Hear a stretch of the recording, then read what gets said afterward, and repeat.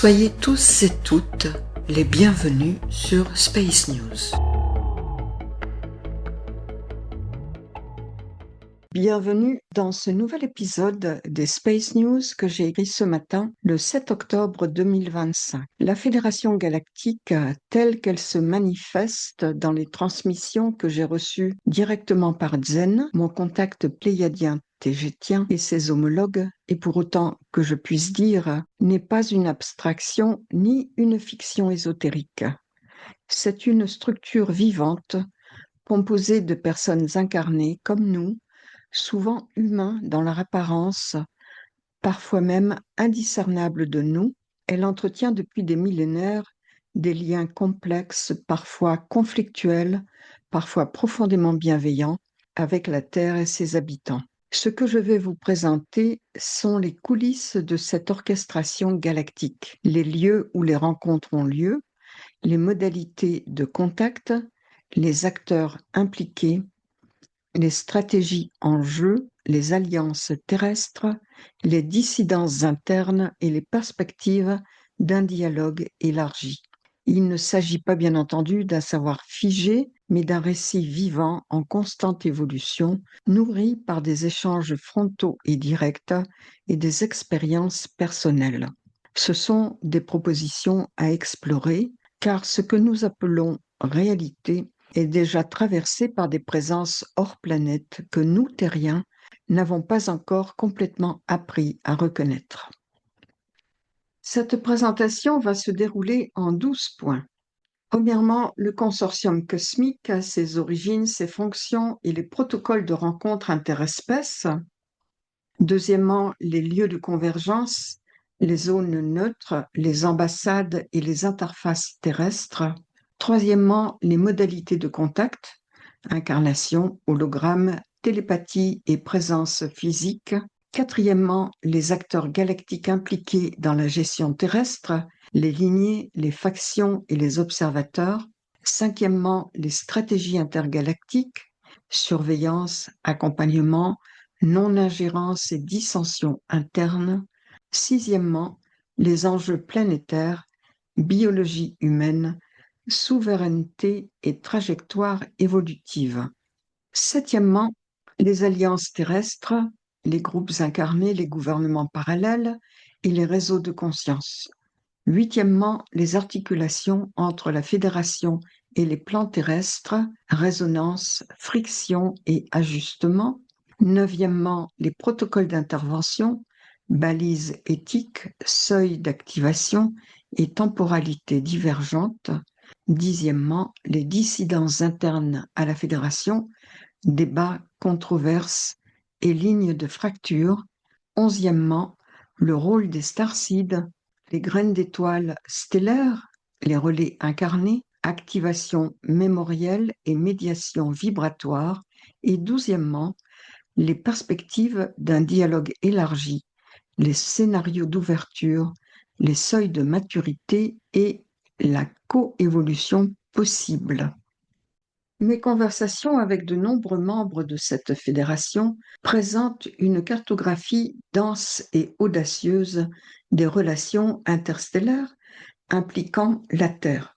La Fédération galactique n'est pas une abstraction lointaine, mais une entité active, structurée et incarnée, en dialogue constant avec des acteurs humains et non humains.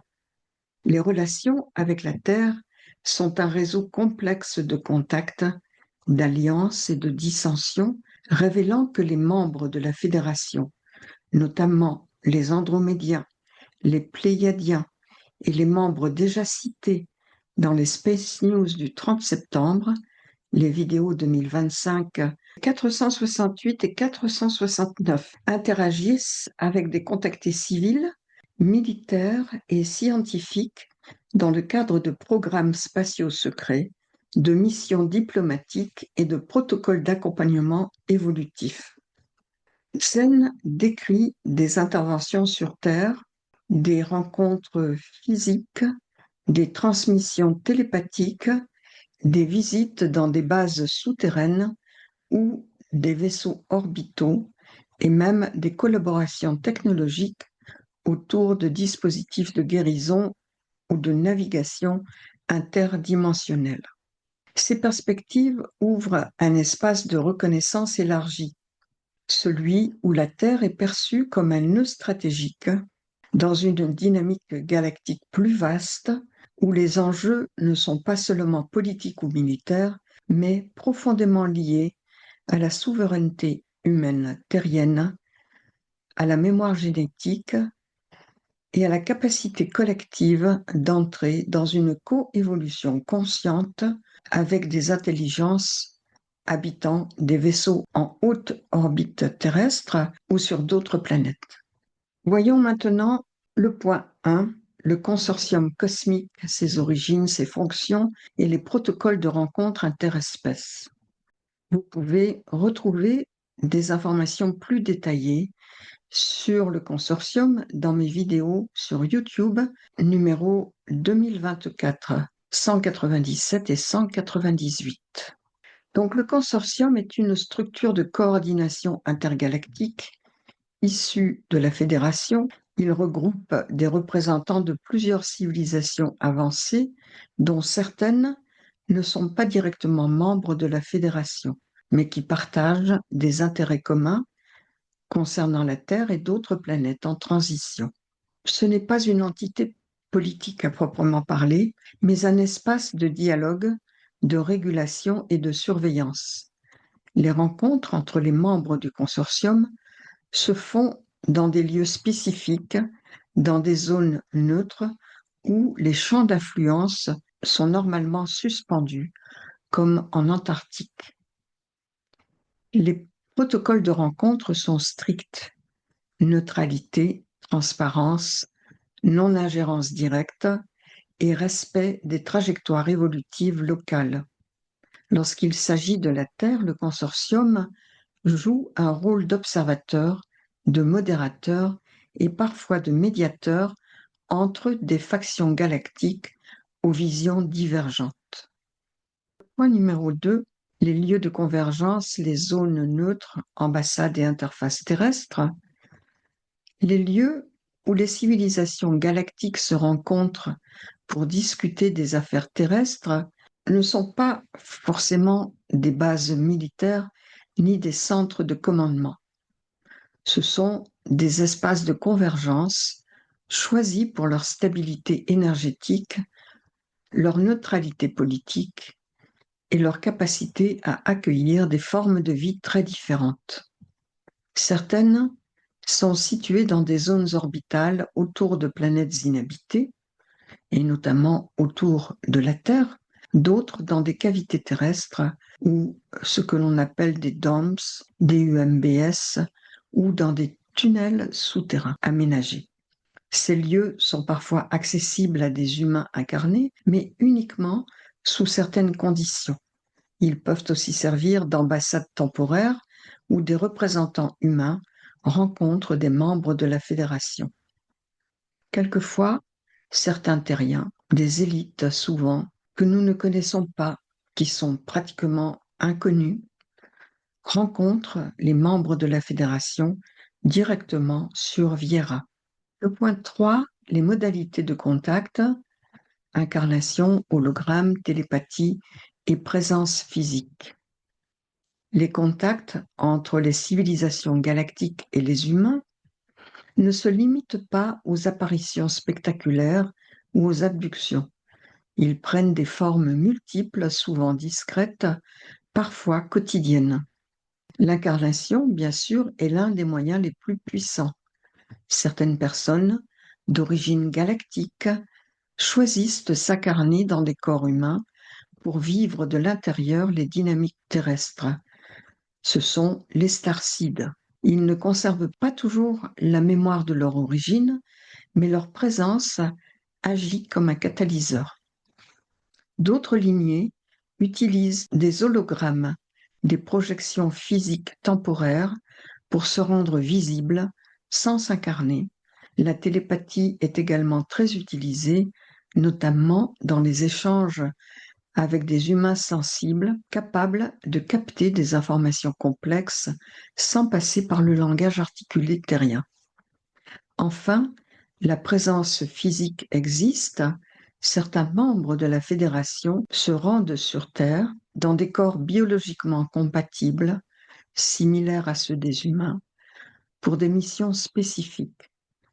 Ces présences sont rares, encadrées et souvent invisibles au grand public. Le point 4. Les acteurs galactiques impliqués dans la gestion terrestre, lignées, factions et observateurs. La gestion des affaires terrestres ne relève pas d'un seul groupe galactique. Plusieurs lignées sont impliquées, chacune avec sa vision, ses priorités ou ses méthodes. Les Tégétiens sont très proches de la Terre et y jouent un rôle d'accompagnement actif. Les Lyriens plus anciens veillent à la cohérence des trajectoires. Les Urmas assurent une forme de protection stratégique. Les Arcturiens analysent les structures mentales et énergétiques. Les Syriens accompagnent les processus de transformation et les Andromédiens posent les grandes questions d'orientation.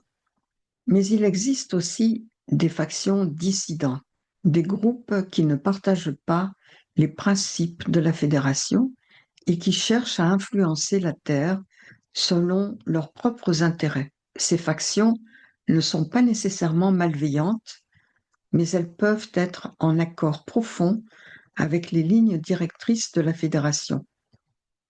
Enfin, certains observateurs, neutres ou silencieux, suivent l'évolution terrestre sans intervenir, mais en transmettant leur analyse aux structures galactiques.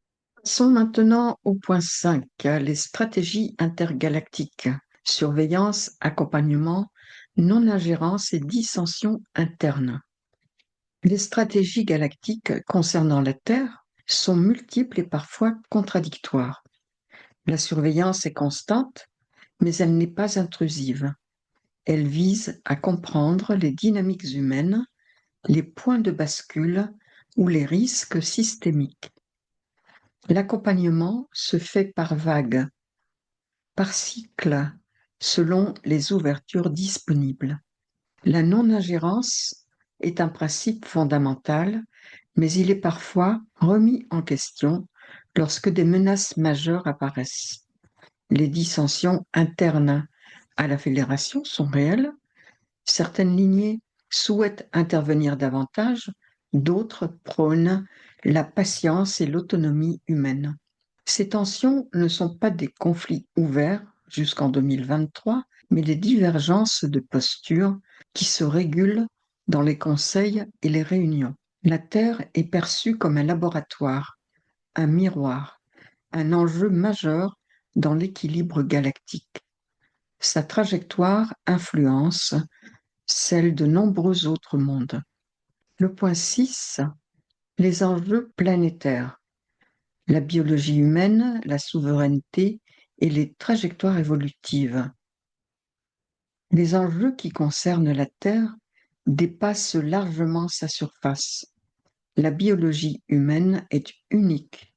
Elle combine des génomes issus de plusieurs lignées galactiques, ce qui en fait une forme de vie très adaptable, mais aussi très instable. La souveraineté humaine est au cœur des débats de la Fédération. Jusqu'où accompagner sans infantiliser? Jusqu'où laisser faire sans mettre en danger? Les trajectoires évolutives sont multiples. Certains humains sont prêts à dialoguer avec les plans galactiques, d'autres résistent, d'autres encore ignorent totalement leur place dans le tissu cosmique. La Fédération ne cherche pas à imposer une voie, mais à préserver les conditions d'un choix libre, éclairé et cohérent. Elle veille à ce que les influences extérieures ne perturbent pas trop brutalement les processus d'évolution interne à la Terre. Je vous remercie pour votre présence, votre écoute attentive et pour votre intérêt dans mon travail. Le volet 1 ne s'achève pas ici. Il se prolonge naturellement dans le volet 2, accessible via le forfait 5 en cliquant Rejoindre. Mes vidéos se déploient toujours en 2 temps. Le volet 1, entièrement gratuit, sans don, sans abonnement ni collecte en ligne, vous offre un accès illimité et un visionnage libre à votre rythme, selon votre disponibilité et votre curiosité. Et le volet 2, plus sensible, plus mystérieux, souvent méconnu, réservé aux abonnés du forfait 5, vous offre un accès privilégié à des informations inédites, des récits vécus et des perspectives rarement partagées ailleurs. Les informations du volet 2 sont inédites, issues de relations privées, frontales et directes de personne à personne avec Zen, mon contact pléiadien tégétien et d'autres contacts hors planète. Ce sont des expériences que j'ai personnellement traversées et que je n'ai jamais partagées ailleurs. Des éléments demeurés confidentiels jusqu'ici, mais qui sont essentiels pour saisir la portée réelle de ce qui se joue. Ils jettent une lumière nouvelle sur la nature profonde de nos relations galactiques.